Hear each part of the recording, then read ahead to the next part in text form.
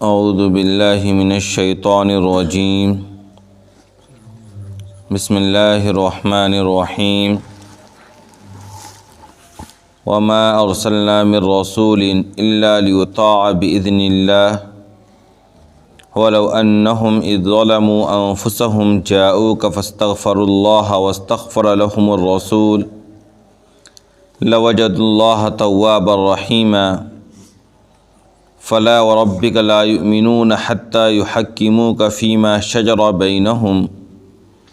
ثم لا یجدوا فی انفسہم حرجا مما قضیت ویسلموا تسلیما۔ اور ہم نے کسی رسول کو اس مقصد کے علاوہ نہیں بھیجا کہ اس کی اطاعت کی جائے اللہ تبارک و تعالیٰ کی حکم سے، اور اگر یہ لوگ جب انہوں نے اپنی جانوں پر ظلم کیا آپ کے پاس اس حالت میں آتے کہ وہ اللہ سے مغفرت مانگتے اور رسول بھی ان کے لیے مغفرت کی درخواست کرتے، تو یہ لوگ اللہ تبارک و تعالیٰ کو بہت معاف کرنے والا، بہت رحم کرنے والا پاتے۔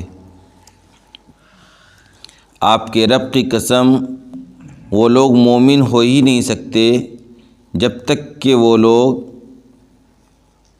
اپنے درمیان ہونے والے تمام معاملات کے سلسلے میں آپ کو حکم نہ بناتے۔ پھر آپ جو فیصلہ کریں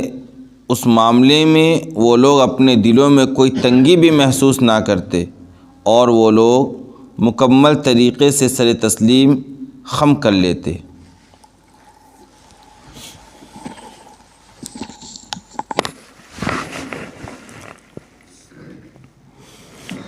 گزشتہ کل منافق اور یہودی کا ایک واقعہ آیا تھا، جس سلسلے میں قرآن کریم کی آیت نازل ہوئی تھی، اور قرآن کریم نے یہ بات بتلائی تھی کہ دیکھو یہ جو منافق ہیں اور ان کے جو ورثہ ہیں وہ باطل پر ہیں، اور حضرت عمر رضی اللہ تعالیٰ عنہ نے ان کے ساتھ جو معاملہ کیا وہ معاملہ کرنا ان کا صحیح تھا۔ جب ان منافقوں کا راز کھل گیا اس موقع پر، جب آپ صلی اللہ علیہ وسلم کے سامنے ان کی یہ بدعملی کھل کر آ گئی کہ یہ لوگ آپ صلی اللہ علیہ وسلم کے فیصلے کو ماننے کو تیار نہیں تھے، آپ کے فیصلہ کر دینے کے بعد بھی یہ لوگ حضرت عمر رضی اللہ تعالیٰ عنہ کے پاس دوبارہ تشریف لے گئے، تو جب یہ پورا معاملہ کھل کر آپ صلی اللہ علیہ وسلم کے سامنے آیا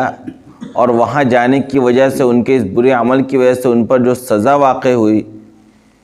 تو یہ لوگ آپ صلی اللہ علیہ وسلم کے پاس آ کر یہ بات کہنے لگے کہ ایسی بات نہیں ہے کہ ہم آپ کے فیصلے کو ماننے کو تیار نہیں تھے، بلکہ ہم جو حضرت عمر کے پاس گئے تھے تو اس کے پیچھے ہمارا مقصد تھا احسان و توفیقہ۔ ہمارا مقصد یہ تھا کہ آپس میں ان دونوں کا کیا ہو جائے،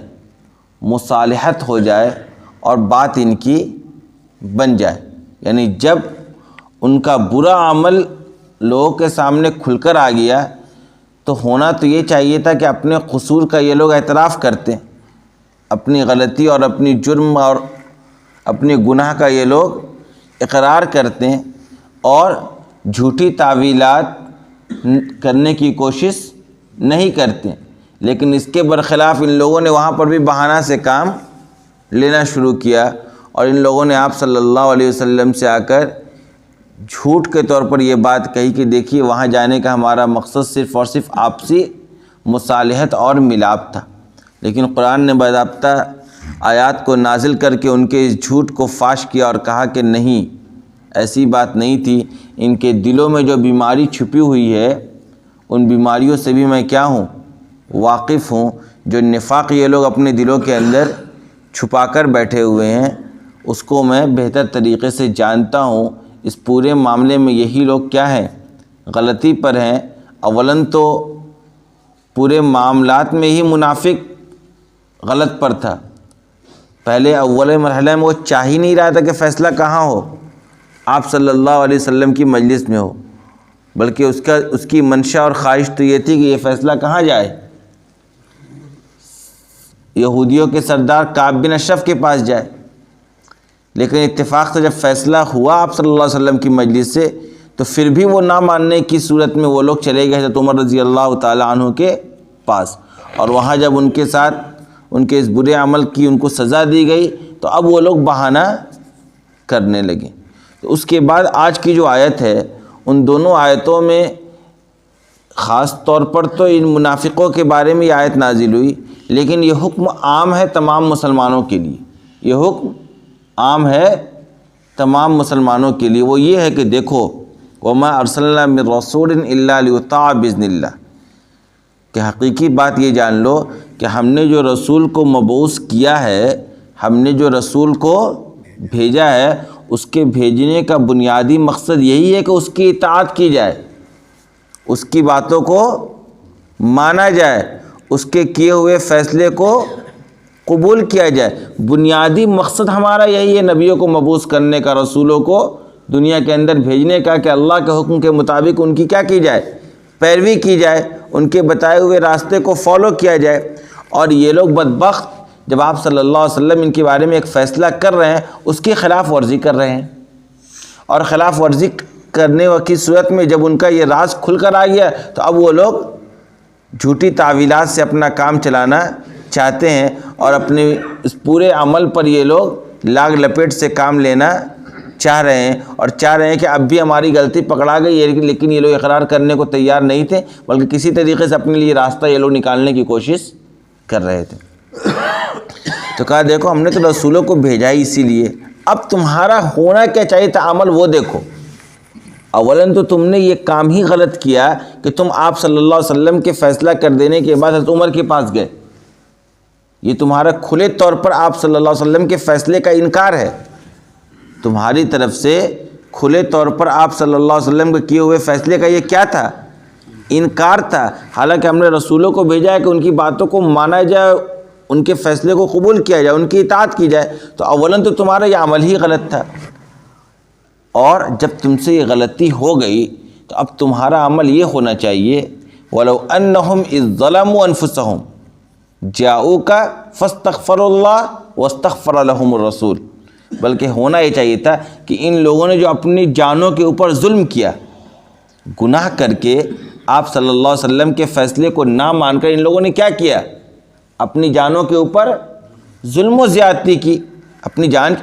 اللہ نے رسول کو بھیجا ہے، آپ رسول کی بات کو نہیں مان رہے تو آپ اپنے آپ کو جہنم کا مستحق بنا رہے ہیں رسول کا انکار کر کے، اور جہنم کا جب آپ مستحق بنا رہے ہیں تو جہنم میں سزا کس کو دی جائے گی، آپ کو دی جائے گی، آپ کے جسم اور آپ کی جان کو دی جائے گی، آپ کے اس اعضائے جواریہ کو دی جائے گی۔ تو جب اس کو سزا دی جائے گی تو گویا آپ نے خود اپنے اوپر کیا کیا ہے، ظلم کیا ہے۔ تو جب تم لوگوں نے اس بدعملی کی وجہ سے اپنے اوپر ظلم کیا تو ہونا تو یہ چاہیے تھا کہ، اور تمہارا جب یہ پورا بدعملی لوگوں کے سامنے کھل کر آ گیا، تمہارے ایمان کے دعوے کی پول کھل گئی، تو اب یہ ہونا ہی چاہیے تھا کہ تم آپ صلی اللہ علیہ وسلم کے پاس آتے، جاءوکا، اور آنے کے بعد فاستغفروا اللہ، تم اللہ تبارک و تعالیٰ سے مغفرت طلب کرتے۔ تمہارا عمل یہ ہونا چاہیے کہ یا اللہ مجھ سے غلطی ہو گئی، ہم لوگوں سے غلطی ہو گئی ہے، تو ہم لوگوں کو آپ کیا کر دیجئے، معاف کر دیجئے۔ واستغفر لہم الرسول، اور رسول بھی تمہارے لیے مغفرت کی سفارش کرتے، یعنی ایک تو تم آ کر آپ صلی اللہ علیہ وسلم کی مجلس میں یہ بات کہتے کہ یا رسول اللہ ہم اللہ سے کیا کر رہے ہیں، معافی مانگ رہے ہیں اس گناہ کے سلسلے میں، اور آپ سے ہم یہ درخواست کر رہے ہیں کہ آپ بھی کیا کریں، ہمارے لیے اللہ تبارک و تعالیٰ کی بارگاہ میں سفارش کر دیں اور ہمارے لیے مغفرت کی دعا کر دیں۔ کہا جب تمہارا یہ عمل پایا جاتا تو تمہیں کیا ملتا، لَوَجَدُ اللَّهَ تَوَّابًا رَحِيمًا، تو تم اس صورت میں اللہ تبارک و تعالیٰ کو معاف کرنے والا، توبہ قبول کرنے والا اور اپنے بندوں پر رحم کرنے والا پاتے۔ یعنی تم سے غلطی ہو گئی، تم سے گناہ سرزد ہو گیا، تم سے قصور ہو گیا، تو اب اس پر ہٹ دھرمی نہیں کرنی چاہیے۔ میں نے کہا نا کہ یہ آیت تو نازل ہوئی تھی خاص طور پر ان منافقین کے لیے، لیکن اس کا حکم عام ہے، اور اس میں یہ طریقہ بتلایا گیا مسلمانوں کو کہ جب تم سے نافرمانی ہو جائے، جب تم سے گناہ کا کام ہو جائے، جب تمہاری طرف سے نافرمانی پائی جائے، تو یہ نہیں کہ اپنے گناہ کے اوپر پردہ ڈالو،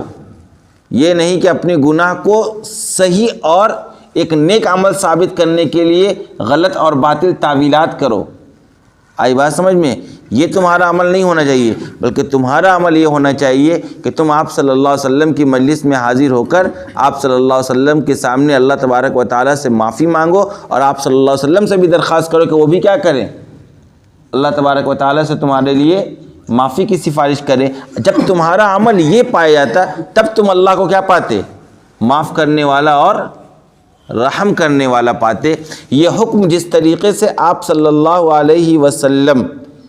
کی زندگی کے لیے تھا، اسی طریقے سے آپ صلی اللہ علیہ وسلم کی زندگی کے بعد کے لیے بھی باقی ہے۔ مطلب یہ ہے کہ جیسے آپ صلی اللہ علیہ وسلم کی زندگی میں ان کو یہ رہنمائی کی گئی کہ تم سے کوئی غلطی ہو جائے تو آپ صلی اللہ علیہ وسلم کی مجلس میں حاضر ہو جاؤ، اور مجلس میں حاضر ہو کر مغفرت کی طلب کرو، اور حضور خود تمہارے لیے کیا کریں؟ وَاسْتَغْفَرَ لَهُمُ الرَّسُولُ لَوَجَدُوا اللَّهَ تَوَّابًا رَحِيمًا، یعنی ان گناہوں کی یا ان خاص طور پر ان منافقوں کی توبہ کی قبولیت کو ان دو شرطوں پر مشروط کیا گیا۔ نمبر ایک شرط کہ یہ خود کیا کریں؟ مغفرت طلب کریں، اور نمبر دو شرط یہ رکھی گئی کہ رسول بھی ان کے لیے کیا کرے؟ مغفرت کرے۔ کیوں؟ اس وجہ سے کہ اس پورے گناہ کے اندر، اس پورے عمل کے اندر خاص طور پر آپ صلی اللہ علیہ وسلم کی نافرمانی پائی گئی تھی، آپ کے کیے ہوئے فیصلے کی خلاف ورزی پائی گئی تھی، تو لہذا یہاں پر یہ مشروط کر دیا گیا کہ جب تک رسول بھی تمہارے لیے کیا کریں گے؟ سفارش نہیں کریں گے، تمہاری توبہ قبول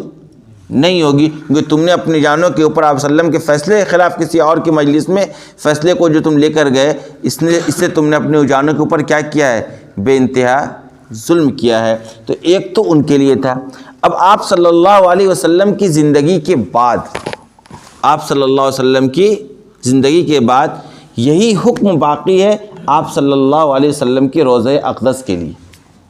یہ جو آیت ہے کہ جنہوں نے اپنی جانوں کے اوپر ظلم کیا وہ رسول کے پاس آئیں اور رسول کے سامنے اللہ تبارک و تعالیٰ سے معافی مانگیں، اور رسول سے بھی درخواست کرے اور سفارش کرے کہ وہ بھی کیا کر دیں؟ ان کے لیے دعائے مغفرت کر دیں، اللہ تبارک و تعالیٰ سے ان کے لیے سفارش کر دیں، تو وہ اللہ تبارک و تعالیٰ کو معاف کرنے والا اور رحم کرنے والا پائیں گے۔ اسی لیے بہت سے مفسرین کرام نے لکھا ہے کہ جب روضہ اقدس پر حاضری ہوا کرے تو یہ آیت پڑھنی چاہیے وہاں پہ،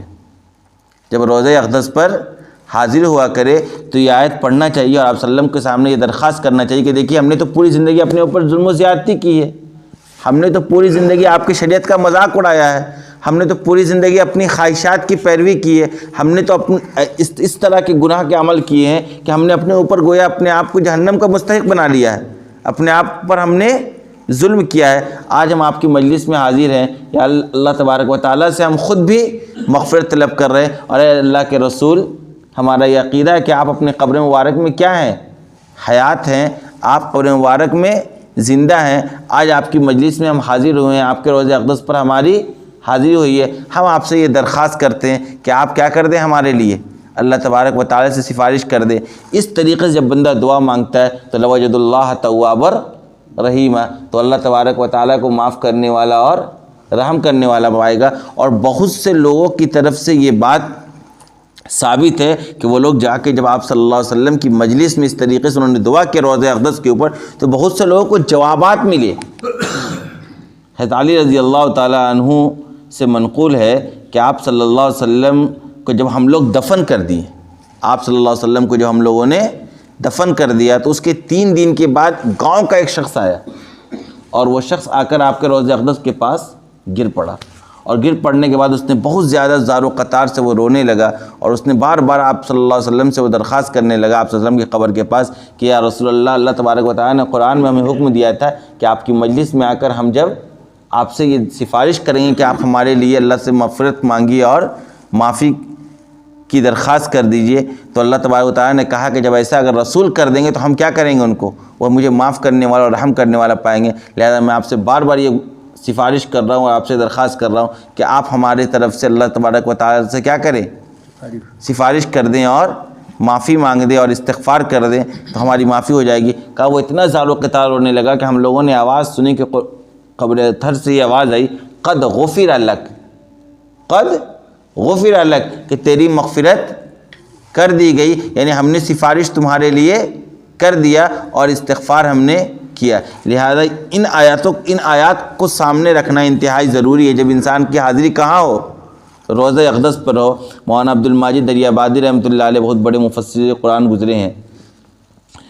انہوں نے خود اپنی تفسیر کے اندر لکھا ہے اور اپنے حالات سفر انہوں نے لکھا ہے، حج کا انہوں نے جو سفر کیا تھا اس کو انہوں نے قلم بند کیا ہے۔ اس سفر کے دوران لکھا ہے کہ میں بھی وہاں پر پہنچ کر ان آیات کا بار بار آپ صلی اللہ علیہ وسلم کو میں نے واسطہ دیا اور انہی آیات کے ذریعے میں نے اپنی توبہ اور استغفار وہاں پر کی۔ لہذا آج بھی بندوں کے لیے یہ راستہ کھلا ہوا ہے کہ اگر بہت بڑا گناہ ہو جاتا ہے اور لگتا ہے کہ کوئی راستہ معافی کا نہیں دکھ رہا ہے، کوئی راستہ، سارے دروازے بند دکھ رہے ہیں، تو بندہ فوراً سفر کرے اور سفر کر کے روضہ اقدس پر حاضری دے اور حاضری دے کر وہاں اس طریقے سے اپنے معافی کے لیے درخواست کرے۔ اللہ تبارک و تعالی ہم سب کو ایسا موقع عطا فرمائے۔ کہا اس کے بعد فلا وربک لا یؤمنون، ایک بات اور جان لو کہ ہرگز یہ لوگ مومن نہیں ہو سکتے ہیں۔ کب تک؟ حتی یحکموک فیما شجر بینہم، یہاں تک کہ جو بھی آپسی معاملات ہو، جو بھی آپس میں تمہارا کیا ہو، ایک دوسرے سے اختلاف ہو، ایک دوسرے سے جھگڑا ہو کسی بھی معاملے میں، تو جب تک اس معاملے میں تم آپ صلی اللہ علیہ وسلم کو فیصل اور حکم نہیں بناؤ گے تب تک تم مومن نہیں ہو سکتے ہو۔ فلا وربک لا یؤمنون حتی یحکموک فیما شجر بینہم، ایک کام تو تمہارا یہ ہے کہ جب بھی اے مسلمانوں تمہارے درمیان کیا ہو جائے، آپس میں کسی بھی معاملے میں اختلاف ہو جائے تو تم فوراً فیصل کس کو بناؤ؟ جا کر آپ صلی اللہ علیہ وسلم کو بناؤ۔ یہ تو آپ صلی اللہ علیہ وسلم کی زندگی کے لیے، اور آپ صلی اللہ علیہ وسلم کے جانے کے بعد آپ جو شریعت مطہرہ چھوڑ کر گئے ہیں، آپ جو دین چھوڑ کر گئے ہیں، آپ جو قانون اسلامی چھوڑ کر گئے ہیں، اس کو فیصل بنانا ہے۔ اس کو فیصل بنانا ہے جو شریعت آپ صلی اللہ علیہ وسلم چھوڑ کر گئے ہیں۔ تمہارے درمیان جب بھی کسی معاملے کو لے کر آپسی اختلاف ہو جائے تو فوراً تم جا کر دیکھو کہ آپ صلی اللہ علیہ وسلم جو شریعت چھوڑ کر گئے ہیں اس کے اندر اس سلسلے میں کیا رہنمائی ہے، وہاں سے کیا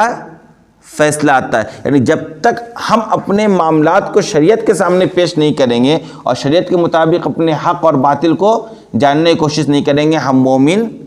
نہیں ہو سکتے ہیں۔ قرآن نے کہا فلا وربک لا یؤمنون، یعنی باضابطہ تاکید نہیں، یہ ایک ایسا معاملہ تھا، ہم اور آپ اس کو ایک واقعے کے تحت لے رہے ہیں سرسری طور پر، لیکن آپ سمجھیے ایک مقدمہ پیش ہوتا ہے۔ آپ صلی اللہ علیہ وسلم باحیات موجود ہیں دنیا کے اندر، اور آپ صلی اللہ علیہ وسلم جس طریقے سے نبی اور رسول سے، اسی طریقے سے آپ بادشاہ وقت بھی تھے، آپ حاکم وقت بھی تھے، آپ قاضی وقت بھی تھے۔ آپ کے دربار میں ایک معاملہ آتا ہے، آپ فیصلہ کر دیتے ہیں، اس کے باوجود اس فیصلے کو قبول نہ کرنا اور کسی دوسرے صحابی کے پاس لے جانا، یعنی اس کی سنگینی کا آپ اندازہ لگائیے۔ اولاً تو جب تم فیصلہ آپ صلی اللہ علیہ وسلم کے کیے ہوئے فیصلے کے خلاف تم جا رہے ہو کہیں اور، تو اس سے بہت ساری باتیں ثابت ہوتی ہے۔ نمبر ایک یہ بات ثابت ہوتی ہے کہ تم آپ صلی اللہ علیہ وسلم کو اس درجے کے ماننے کو تیار نہیں ہو کہ ان کے فیصلے کو قبول کرو، گویا آپ صلی اللہ علیہ وسلم کی تم نے تنقیص کی، آپ کا جو اسٹیٹس ہے اسلام کے اندر اس کو تم نے کیا کیا، گرانے کا کام کیا۔ نمبر دو، تم کہیں اور جاؤ، اس کا مطلب تم یہ الزام لگا رہے ہو آپ صلی اللہ علیہ وسلم کی ذات پر کہ آپ صلی اللہ علیہ وسلم نے ہمارے سلسلے میں فیصلہ غلط کیا ہے، یعنی تمہارا یہ کہنا ہے کہ جیسے دنیا دار قاضی اور دنیا دار حاکم اور دنیا دار جج ہوتا ہے کہ وہ طرفداری سے کام لیتا ہے۔ کس سے کام لیتا ہے؟ طرفداری سے کام لیتا ہے، جدھر سے پیسہ آ جائے، جدھر اپنے لوگ آ جائیں، جدھر کا دباؤ ہو اس کے مطابق وہ فیصلہ کر دے گا۔ آپ اپنے شہر میں دیکھیے، پرسوں ایک واقعہ ہوا ایک بچے کے ساتھ، کل شام میں ایک پریس کانفرنس یہاں کی ایڈمنسٹریشن کر دیتی ہے اور پورے معاملات کو وہ پردہ ڈالنے کی کوشش کرتی ہے، پھر رات لڑکوں نے ہنگامہ کیا، تب آگے پولیس نے کہا کہ نہیں ہم ساری چیزوں پر غور کریں گے۔ یعنی ہوتا کیا عام دنیا کے حالات میں، تو تم گویا کہ آپ صلی اللہ علیہ وسلم کو بھی یہی سمجھ رہے ہو کیا کہ انہوں نے اس معاملے میں کیا کیا ہے، طرفداری سے کام لیا، تبھی تو تم کہیں اور گئے۔ اس کی اس لیے قرآن بار بار اولاً تو اس پورے معاملے کو قرآن نے پہلے قرآن کے ذریعے واضح کر دیا کہ دیکھو حضرت عمر حق پر ہیں، یہ لوگ غلط ہیں، اور پھر کہا مسلمانوں کے لیے قیامت تک کے لیے دیکھ لو جب تم غلطی کرو گے اس درجے کی کہ اس وقت تک معافی بھی نہیں ہوگی جب تک رسول تمہاری سفارش نہ کر دیں، اور تو اور تم ایمان پر باقی نہیں رہ سکتے جب تک تم اپنے سارے معاملات کہاں نہیں لے کے جاؤ گے، آپ صلی اللہ علیہ وسلم کی مجلس میں لے کر نہیں جاؤ گے۔ اور تو اور آگے کہا ثم لا یجدوا فی انفسہم حرجا مما قضیت، اور تو اور تمہارے ایمان پر باقی رہنے کے لیے یہ بھی شرط ہے کہ آپ صلی اللہ علیہ وسلم کو فیصل بنانے کے بعد جب آپ صلی اللہ علیہ وسلم اس معاملے میں کوئی فیصلہ کر دیں، اس معاملے میں کوئی فیصلہ کر دے تو اس فیصلے کے سلسلے میں اپنے دل کے اندر تنگی بھی محسوس نہیں ہونا چاہیے، یعنی خوشی خوشی اس فیصلے کو تمہیں کیا کرنا ہوگا، قبول کرنا ہوگا، اور مکمل طریقے سے آپ صلی اللہ علیہ وسلم کے فیصلے کے سامنے تم کو سر تسلیم خم کر دینا ہوگا۔ آ رہی بات سمجھ میں؟ یہ آپ صلی اللہ علیہ وسلم کا مقام اور مرتبہ کیا ہے اسلام کی نظر میں، اللہ تبارک و تعالیٰ کی نظر میں، ان کو اس آیات کے ذریعے واضح اور ثابت کیا جا رہا ہے کہ مسلمان بالکل کان کھول کر اس بات کو سن لیں اور اپنی مکمل طریقے سے اس بات کو سمجھ لیں کہ آسان نہیں ہے۔ ہم نے جس کو رسول بنا کر بھیجا اس کو تم نے کھیل اور تماشا بنا کے رکھا ہے کیا، کہ جب چاہو تم ان کی بات مانو، جب چاہو ان کی شریعت کا دھجی اڑا دو؟ یہ قابل برداشت اللہ تبارک و تعالیٰ کو نہیں ہے۔ کہا دیکھو تم ایمان پر اس وقت رہو گے کہ ہم ایک تو تمہیں مقدمے کا فیصلہ یہیں کروانا ہے، اور جو فیصلہ ہو جائے گا اس کو خوشی خوشی قبول کرنا ہے۔ یہاں تک کہ ہے یہ جو میں نے ایک بات کی نا آپ کو کہ گویا کہ تم حضرت عمر کے پاس جا رہے ہو، تم یہ الزام لگا رہے ہو کہ حضور نے طرفداری سے کام لیا ہے۔ یہی وجہ ہے کہ جب یہ پورا معاملہ دوبارہ آپ صلی اللہ علیہ وسلم کے پاس گیا، جب حضرت عمر رضی اللہ تعالیٰ عنہ نے اس منافق کا سر قلم کر دیا، اور یہ پورا معاملہ جب حضرت عمر آپ صلی اللہ علیہ وسلم کے پاس دوبارہ گیا، تو ان آیات کے نازل ہونے سے پہلے چونکہ آیت تو نازل ہوئی نہیں تھی اور کون حق پر ہے کون باطل پر ہے یہ واضح نہیں ہوا تھا، اس سے پہلے آپ صلی اللہ علیہ وسلم نے کہا کہ عمر کی ایسی جرأت کیسی ہو گئی کہ اس نے اس طریقے کا کام کیا، یعنی آپ نے طرفداری سے کام نہیں لیا۔ کہا کہ عمر کو ایسی جرأت کیسی ہو گئی کہ اس نے ایک مومن کا قتل کیا۔ اب تھی تک ان کا نفاق کھلا نہیں تھا، نفاق تو کھلا قرآن کی آیات کے نازل ہونے کے بعد۔ تو آپ اندازہ لگائیے کہ حضرت عمر رضی اللہ تعالیٰ عنہ آپ صلی اللہ علیہ وسلم یہ کہہ رہے ہیں آیات کے نازل ہونے سے پہلے کہ عمر کو اتنی جرأت کیسی ہو گئی کہ وہ ایک مومن کا قتل کر رہا ہے، یعنی آپ صلی اللہ علیہ وسلم طرفداری سے کہیں بھی کام نہیں لے رہے تھے۔ اگر طرفداری سے کام لیتے تو کہتے ہیں عمر نے کیا ہے، ہو سکتا ہے اس نے صحیح کیا ہوگا۔ یہ پہلا جملہ نہیں تھا آپ کا، مفسرین کرام نے وہ جملہ نقل کیا ہے کہ عربی میں جملہ ہے جس کا معنی مفہوم یہی ہے کہ عمر کو ایک مومن کے قتل کرنے کی جرأت کیسے پیدا ہو گئی۔ اب اندازہ لگائے آپ صلی اللہ علیہ وسلم کا فیصلہ جو ہوتا تھا وہ کوئی طرفداری کو دیکھ کر، قبیلہ کو دیکھ کر، خاندان کو دیکھ کر اور چہرے کو دیکھ کر نہیں ہوا کرتا تھا، وہ فیصلہ وہ ہوا کرتا تھا جو قرآن اور حدیث کے اندر ہے۔ جس فیصلے کے کرنے کا حکم کس نے دیا ہے؟ اللہ تبارک و تعالیٰ کی ذات نے دیا۔ اسی لیے کہا کہ ایک تو فیصلہ تم کو ان سے کروانا ہے اور پھر فیصلے کو بھی خوشی خوشی قبول کرنا ہے، تمہارے دل کے اندر تنگی نہیں ہونا چاہیے۔ کیا مطلب؟ آپ اس کو سمجھیے، آپ صلی اللہ علیہ وسلم نے تیمم کر کے دکھلایا ہے، بعض حالات میں تیمم کرنا مشروع ہے۔ اب کوئی شخص کہہ رہا ہے یار تیمم تو کر رہا ہوں پر دل میرا نہیں مان رہا ہے، نماز تو پڑھ رہا ہوں لیکن دل کے اندر اطمینان نہیں ہے، وضو ہی کر کے آتا ہے، یہ تقویٰ آپ کی یہاں نہیں چلے گی، یہاں تقویٰ مت جھاڑیے۔ آپ صلی اللہ علیہ وسلم نے تیمم کیا ہے اور بعض حالات میں تیمم کرنے کو مشروع قرار دیا گیا ہے، لہذا تمہارا دل خوشی خوشی اس کو قبول کرنا چاہیے، تمہارا دل خوشی خوشی اس کو قبول کرنا چاہیے۔ اس کا مطلب تم اپنی دلی خواہشات پر عمل کرنا چاہتے ہو، شریعت کے حکم پر عمل کرنا نہیں چاہتے۔ جیسے آپ صلی اللہ علیہ وسلم کئی موقع پر آپ نے بیٹھ کر نماز ادا کی ہے، کئی موقع پر آپ نے بیٹھ کر امامت کی ہے، لہذا شریعت یہ مسئلہ بتاتی ہے کہ اگر ایک انسان مشکل میں ہے اور اس کو تکلیف ہو رہی ہے کھڑے ہو کر نماز پڑھنے میں انتہائی درجے کی، تو وہ بیٹھ کر کیا کرے؟ نماز ادا کرے۔ اب ایک آدمی کہہ رہا نہیں اطمینان نہیں ہوتا ہے، رکوع سجدہ نہیں ہو پا رہا ہے اور وہ مشقت کے ساتھ رکوع میں جا رہا ہے، مشقت کے ساتھ سجدے میں اٹھ رہا، بھلے امام صاحب کا رکوع سجدہ آگے ہو گیا اور ابھی وہ پیچھے ہی حضرت کھڑے بھی نہیں ہوئے، اور وہ کیا کر رہے ہیں یہاں پہ تقویٰ جھاڑے۔ کہا نہیں، یہ تقویٰ نہیں چلے گا، جو حکم دیا گیا اس کے کرنے میں تمہارے دل میں تنگی کہاں سے پیدا ہو گئی؟ یہ تنگی ہے نا بھائی، یہ تو تمہارے دل میں تنگی تم محسوس کر رہے ہو کھڑے ہو کر بیٹھ کر نماز پڑھنے کے سلسلے میں۔ نہیں، جو عمل آپ صلی اللہ علیہ وسلم نے کیا ہے اسی کے کرنے کا نام دین ہے۔ اس سلسلے میں ایک بات اور عرض کر دو آپ لوگ کے سامنے تاکہ ذہن سازی ہو جائے اور ذہن صاف ہو جائے۔ لوگ یہ کہتے ہیں نا کہ فتویٰ اور تقویٰ دو لفظ آپ سنتے ہوں گے، کہتے ہیں تقویٰ یہ ہے بھلے فتویٰ یہ ہوگا، وہ غلط جملہ ہے۔ فتویٰ پر عمل کرنا ہی تقویٰ ہے۔ آئی بات سمجھ میں؟ فتویٰ پر عمل کرنا ہی تقویٰ ہے۔ کیوں؟ فتویٰ میں کیا بتلایا جاتا ہے؟ آپ کو شریعت کا حکم بتلایا جاتا ہے، اور شریعت کے حکم پر عمل کرنے والا ہی متقی اور پرہیزگار ہے۔ شریعت کے حکم کے آگے کوئی چیز نہیں ہے۔ سماج اور معاشرہ اور آپ کا دل کچھ چاہتا ہے اور معاشرے کا دباؤ کچھ ہے، اس کے پس منظر میں آپ کوئی عمل کرنا چاہتے ہیں تو وہ تقویٰ نہیں کہلاتی ہے۔ تقویٰ نام ہے دین پر عمل کرنے کا، تقویٰ نام ہے دین کے بتائے ہوئے راستے پر چلنے کا، تقویٰ نام ہے تقویٰ نام ہے شریعت کی طرف سے روکے ہوئے راستوں سے بچنے کا، پرہیز کرنے کا، اجتناب کرنے کا۔ تو فتویٰ جو دیا جاتا ہے وہ دین کے موافق دیا جاتا ہے، فتوے کے اندر وہی مسئلہ بتایا جاتا ہے جو دین ہے، لہذا اسی فتوے پر عمل کرنا اصل تقویٰ اور پرہیزگاری ہے۔ فتویٰ اور تقویٰ کوئی الگ چیز نہیں ہے۔ یہ فتوے کی اہمیت کو گویا کہ دین کو، فتویٰ کوئی چیز تھوڑی ہے۔ فتویٰ کا مطلب یہ ہوتا ہے کہ شریعت کا جو حکم ہے، آپ نے جو سوال کیا اس سوال کے مطابق شریعت کا جو جواب ہے وہ آپ کو بتلا دیا جائے، اس کو اصطلاح کے طور پہ فتویٰ کہا جاتا ہے۔ اس لفظ کا بہت مس یوز ہوا اور بہت طرح کا اس کو استعمال کیا گیا۔ وہ سارا پروپیگنڈا اصل میں آپ کے دین کے ساتھ ہے۔ وہ کیا چاہتے تھے کہ آپ اپنے دین کو چھوڑ دیں، سمجھ گئے؟ اسی لیے یہ ایک نیا پروپیگنڈا ہے کہ تقویٰ پر عمل کریے، فتویٰ چھوڑیے۔ ارے بھائی تقویٰ کیا ہوتا ہے؟ تقویٰ جس چیز کا نام وہی تو فتویٰ بتایا جا رہا ہے۔ فتویٰ کرنے کوئی دوسری چیز ہوتی ہے کیا؟ مولانا مفتی یا جو عالم یا جو اتھینٹک کمیٹی ہوتی ہے وہ اپنے طرف سے کوئی بات کہتا ہے کیا؟ وہ کہتا ہے جو قرآن و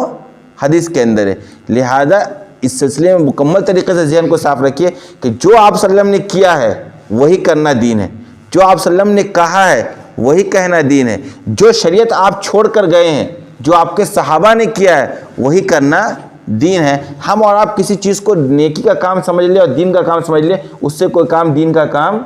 نہیں ہوتا ہے۔ اسی طریقے سے ہم کسی دین کے کام کو اپنے رہے نہیں ہے چلو کیا ہوا، ہم وضو کر کے ہی نماز پڑھیں،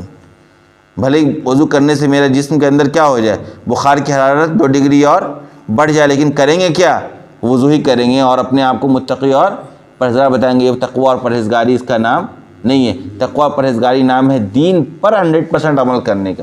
اس چیز کو سمجھنے کی ضرورت ہے، اور آپ صلی اللہ علیہ وسلم نے جو باتیں کہی ہے اور جو کر کے دکھلایا ہے، جو حکم بن کر آپ نے دکھلایا ہے، اسی پر ہمیں اور آپ کو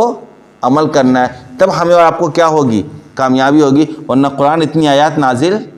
ایک عام واقعہ آپ کو دکھ رہا ہے، اس واقعے کے سلسلے میں قریب 1 صفحے تک یہ آیات نازل ہوئی ہیں۔ یہ آپ کو اور ہم کو ذہن سازی کرنے کے لیے واقع ہوئی ہے اور نازل ہوئی ہے کہ ہم سمجھیں کہ آپ صلی اللہ علیہ وسلم کی اہمیت، آپ کا اسٹیٹس کیا ہے اسلام کی نظر میں، اور آپ کے کیے ہوئے فیصلے کی کتنی اہمیت ہے۔ جب یہ ساری چیزوں کو ہم لوگ فالو کریں گے تب آپ صلی اللہ علیہ وسلم